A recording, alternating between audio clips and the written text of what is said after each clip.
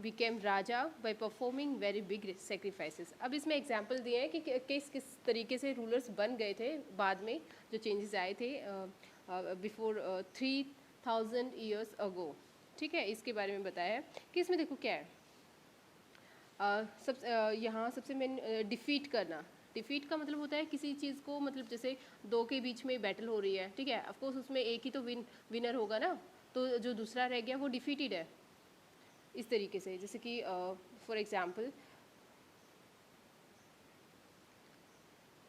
और सब्जी के देखो बेटा, अभी हमारे जैसे ये मान लो कि ये हमारे 2 स्टेट्स लगा लो या फिर कुछ किंगडम्स है, तो ग्रुप्स लगा लो, ठीक है। ये क्या होता है कि यहाँ पे भी एक किंग है, यहाँ पे भी एक किंग है।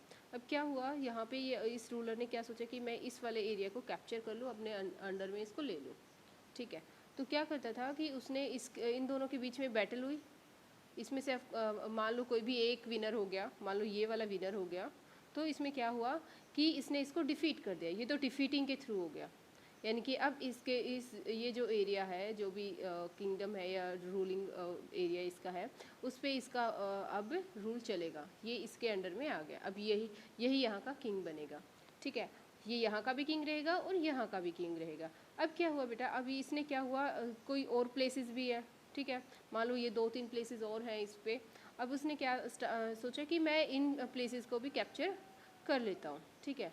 तो इसने यहाँ पे भी इनके बीच में बैटल हुई, और यहाँ पे भी मान लो यही विनर रहा, तो क्या करेगा ये यहाँ पे इन एरियाज़ में खुद रूल नहीं करेगा। यानी कि क्या होता है कि वो वहाँ का जो किंग था, ऑफकोर्स इस ग्रुप का भी पहले कोई ना कोई रूलर होगा या फिर हेड होगा, लीडर होगा, इसका भी कोई ना कोई लीडर होगा। अब वो क्या करेगा, कई बार ये करता था कि वो उसके अंडर उसका रूल नहीं लेता था, बस उसमें क्या करता था, वहाँ का जो पहले हेडमैन था या किंग था या रूलर था, उसी को उस पर रूलिंग करने के लिए छोड़ देता था। लेकिन उसको क्या बोलता था कि आप जितना भी टैक्स कलेक्शन होगा, टैक्स का जो कलेक्शन होगा वो आप मुझे देंगे, और मैं कोई भी ये नहीं है कि मैं उस टैक्स को आपके वहाँ पे यूज़ ही करूँगा, ठीक है। ये वाला कॉन्सेप्ट था। एक बार दोबारा से रिपीट कर रही हूँ, समझ में आ जाएगा, थोड़ा आइडिया अच्छे से मिलेगा। देखो बेटा, जैसे फॉर एग्जांपल ये वाला हमारा कोई ग्रुप है, ठीक है, इस पे एक हेड पर्सन है या फिर रूलर या किंग, आप कुछ भी मान लो, ठीक है।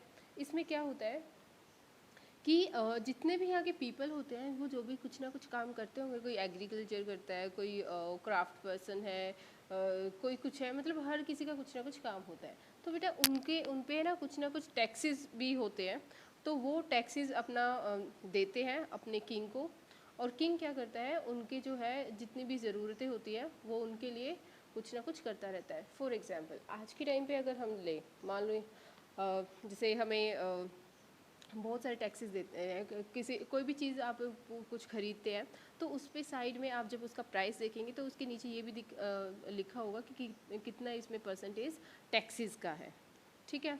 तो इस तरीके से हम टैक्सेस हर कोई पे करता है, सर्विस टैक्स है या फिर बहुत सारे तरीके के टैक्सेस है, वो आप हायर क्लासेस में स्टडी करेंगे। सो बस इतना समझिए कि आपको कुछ भी आप लेते हैं, कुछ भी खरीदते हैं, तो उसके लिए आपको टैक्स पे करना होता है, ठीक है। और वो टैक्स क्या होता है, वो हमारी गवर्नमेंट के पास चला जाता है, और उस टैक्स में क्या होता है कि वो टैक्स कलेक्शन के थ्रू गवर्नमेंट हमें फैसिलिटीज़ प्रोवाइड करते हैं। फॉर एग्जांपल किस टाइप की फैसिलिटीज़, जैसे रोड्स बना दिए। क्या ये रोड हमने बनाया? ऑफ कोर्स नहीं बनाया है। ये हम किसने बनाया है? गवर्नमेंट ने बनाया है। ब्रिजेज़ हमारे इतने सारे होते हैं, या फिर दूसरी फैसिलिटीज़ होती हैं, हॉस्पिटल्स होते हैं, तो ये कहाँ से मिलता है? ये हमारी गवर्नमेंट के थ्रू दिए हैं। लेकिन गवर्नमेंट के पास पैसा कहाँ से आता है? वो हमारे टैक्सेस के थ्रू होता है। तो इनडायरेक्ट वे में वो सारी चीज़ें हमने ही बनाई है। तो इसी तरीके से बेटा उस टाइम पे क्या होता था कि कोई भी एरिया है, उसमें जितने भी पर्सन रहते हैं वो अपने जो रूलर होता था या हेड पर्सन होता था उसको टैक्स कलेक्शन देते थे। उस टाइम पे ऑफकोर्स ज़्यादातर क्या होता था, एग्रीकल्चर होता था या छोटे मोटे काम होते थे, जैसे क्राफ्टिंग का कुछ काम हो गया, क्लॉथिंग से रिलेटेड कोई काम हो गया, ठीक है, वो भी सारा उसी क्राफ्ट में ही आता है। तो ये होता था, तो वो सारा अपना टैक्स कलेक्ट करके किंग को देते थे, और जो किंग था वो वहाँ पे जो भी छोटी मोटी फैसिलिटीज़ उनको चाहिए होती थी वो उसको प्रोवाइड करवाता था। अब क्या हुआ, अब दूसरा स्टेट है एक मान लो, ठीक है, यहाँ पे भी एक ऑफकोर्स रूलर तो होगा, तो इन दोनों के बीच ने इसमें यहाँ के किंग ने सोचा कि मैं इस वाले एरिया को भी अपने कैप्चर कर लेता हूँ। तो उन्होंने क्या सोचा,